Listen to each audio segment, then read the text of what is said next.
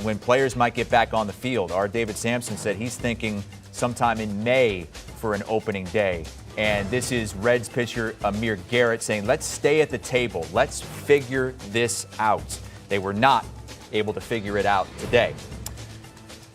Let's get our GM, Jom Bowden, in here. Jim, let's just start with that right there, I guess. Why can't we stay at the table right now and try to get this done throughout the night and into tomorrow? Why do we need a break?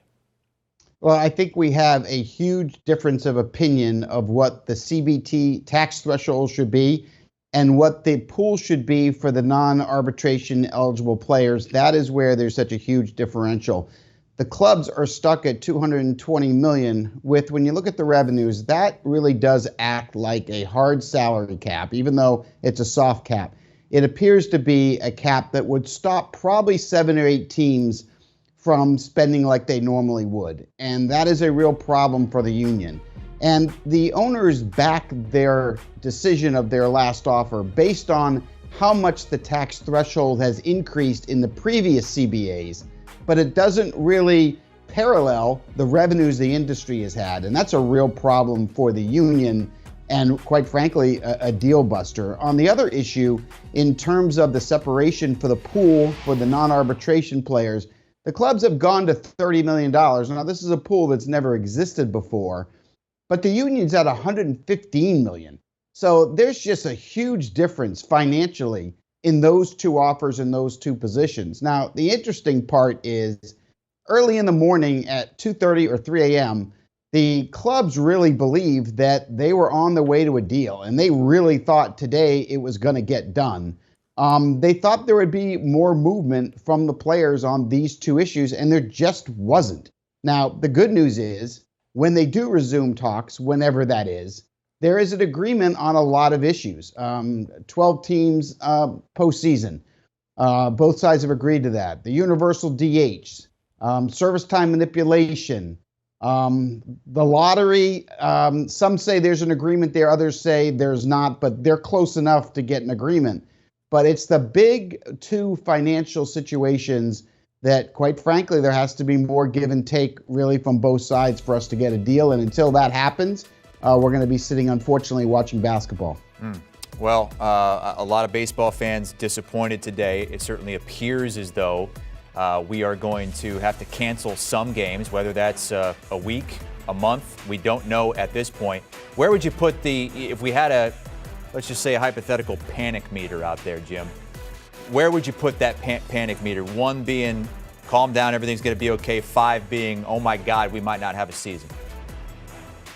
Well, we're going to end up having a season at some point, but I will tell you that neither side, unfortunately, is scared of missing a month of baseball. I mean, the clubs have done it before. I lived through the 95 strike, and we ended up starting the season in late April, and we ended up playing all the way to the NLCS, and it was an exciting, fun year.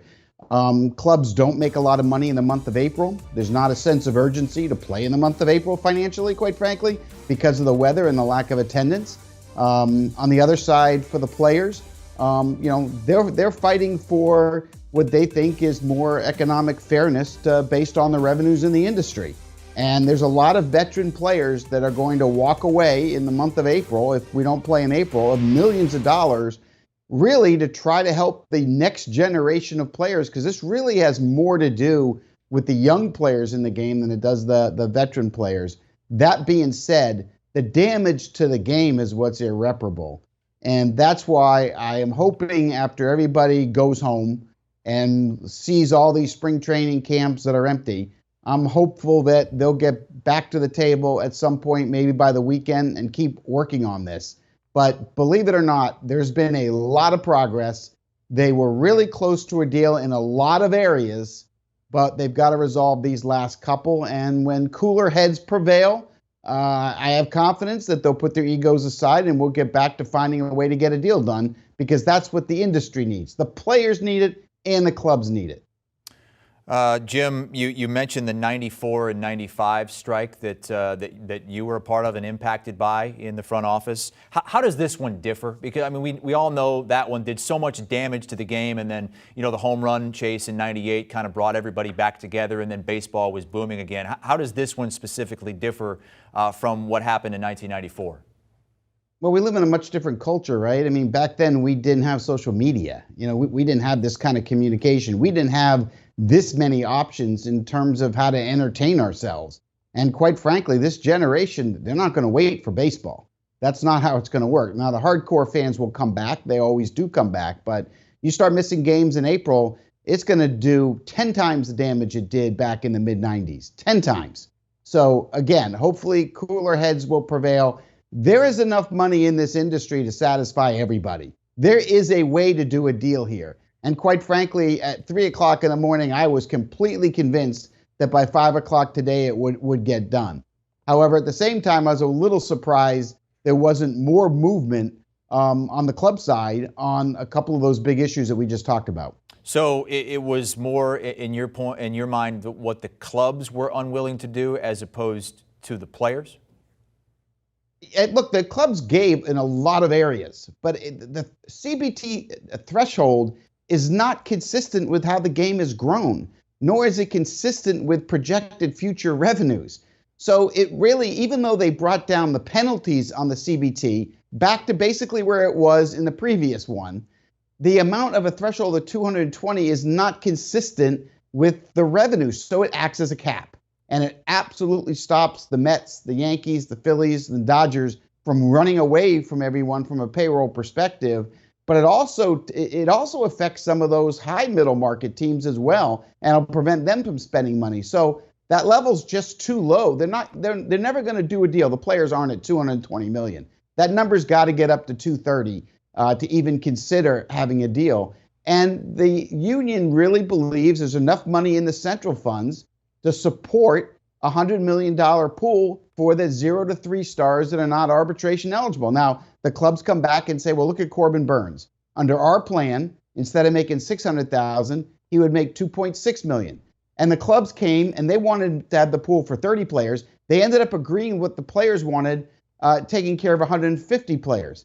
But the amount of money in the pool is really where the argument is. And the problem is when you look at the industry's revenues, the numbers should be higher. Now, I'm not saying it should be up at 115 million where the players are, but I also think 30 million is a little light where the clubs are. And I think a deal in the 60 range, 50 to 60 range is probably what gets this deal done. So again, like all negotiations, there still has to be more movement from the clubs on those two issues, in my opinion, to get the players to get close to an agreement and get this thing done. But make no mistake, no matter what the rhetoric you're going to hear in the next 24, 48 hours, both sides have agreed on a lot of elements. Both sides have done a lot of compromising and a lot of giving. We just have a little bit more to do. Yeah, that is good news. And you and David Sampson both agree we're going to see baseball this season and sooner rather than later. Jim, we're going to hear from the commissioner, Rob Manfred, sometime around the 5 p.m. Eastern time hour, which is just a few minutes away here on the East Coast. What do baseball fans, you think, want to hear from the commissioner at this point? Well, what they're going to hear from the Commissioner Manfred is he's going to go defend the offer that the clubs made. And he's going to talk about how at 3 o'clock in the morning, they really felt like there was a pathway and the deal was going to get done by 5 o'clock today, which is why they extended the deadline. And he is going to go through in that press conference. He is going to list for you all of the areas of compromise that the clubs have made. And it is extensive and it is real.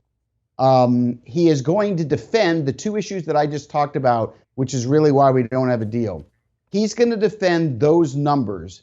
He's going to defend the CBT because he's going to talk about how much it has increased their offer from the last two CBAs. But he's not going to mention any relationship to revenues when he talks about that. And then in terms of the pool, he's going to point out that in the previous CBAs, there was no pool, and the clubs have yet been able to offer $30 million for this pool and this new idea. So he is going to address that the clubs in good faith have addressed almost all of the issues that the players wanted. They have given, and he's going to defend how far they've gone. When Tony Clark has his press conference and Bruce Meyer, the lead negotiator, they are going to talk about the differences financially and how far apart they are dollar-wise on those two issues. So that's basically what you're going to hear in these both these press conferences. All right, well, we don't even have to listen to it anymore. No, Jim, thank you so much for keeping us up to date here, and I do enjoy the positivity, saying that we need to keep everything kind of in focus here, and all relatively speaking, things are going to be okay eventually. We just might have to miss some games to get there. Jim Bowden with us here on CBS Sports HQ. This is the opening day slate, which is likely going to be canceled. It was scheduled for March the 31st. This is the first of the month. That was the last day of the month and still will be the last day of the month, but probably won't have baseball, at least regular season baseball. And one more time, taking a look at Major League Baseball's final offer, which was rejected by the Players Association. Jim Bowden saying they agreed on a lot of things, but they are still quite a ways off on a couple of big points. They're going to take some time to separate and then come back to the table. We don't know how long that's going to take, whether it's 5 days, whether it's 2 weeks, we don't know. David Sampson said he thinks we'll have baseball sometime in May. Do you want a sports network that delivers everything that matters about the game? The highlights, the picks, the instant analysis, no yelling, no fake debates, no politics. Hit the subscribe button and never miss a moment.